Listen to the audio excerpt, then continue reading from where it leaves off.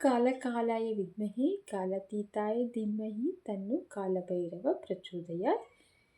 ನಿಮ್ಮ ಜಾತಕದಲ್ಲಿ ಮದುವೆ ಯೋಗ ಯಾವಾಗ ಇರುತ್ತದೆ ಎಂದು ತಿಳಿಯಿರಿ. ಶುಕ್ರ ಬುಧನಿಂದ ಈ ಯೋಗವನ್ನು ನೋಡಬಹುದು.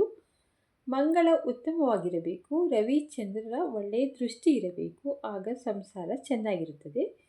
ಬುಧ ಶುಕ್ರರು 1ನೇ ಭಾವ ಅಥವಾ 2, 10, 11, 12ನೇ ಭಾವಗಳಲ್ಲಿದ್ದು, ಶನಿ 1ನೇ ಮನೆ ಅಥವಾ 10ರಲ್ಲಿ ಕುಳಿತಿದ್ದರೆ, ಅಥವಾ ಬುಧ ಶುಕ್ರ 7ನೇ ಭಾವ ಜನ್ಮಕುಂಡಲಿಯಲ್ಲಿ 2 ಮತ್ತು 7ನೇ ಮನೆಯಲ್ಲಿ ಖಾಲಿ ಇದ್ದು, ಗೋಚಾರದಲ್ಲಿ ಗುರು ಶುಕ್ರ 2, 7ಕ್ಕೆ ಬಂದಾಗ ಮದುವೆ ಯೋಗ ಬರುತ್ತದೆ. ಶುಕ್ರ ಬುಧ 3ನೇ ಭಾವ, ಮಂಗಳನು 9ನೇ ಭಾವ ಗೋಚಾರದಲ್ಲಿ ಶುಕ್ರ ಬುಧ 9ನೇ ಮನೆಗೆ ಬಂದು ಮಂಗಳನು 7ನೇ ಭಾವದಲ್ಲಿ ಬಂದಾಗ ವಿವಾಹ ಯೋಗ ಉಂಟಾಗುತ್ತದೆ.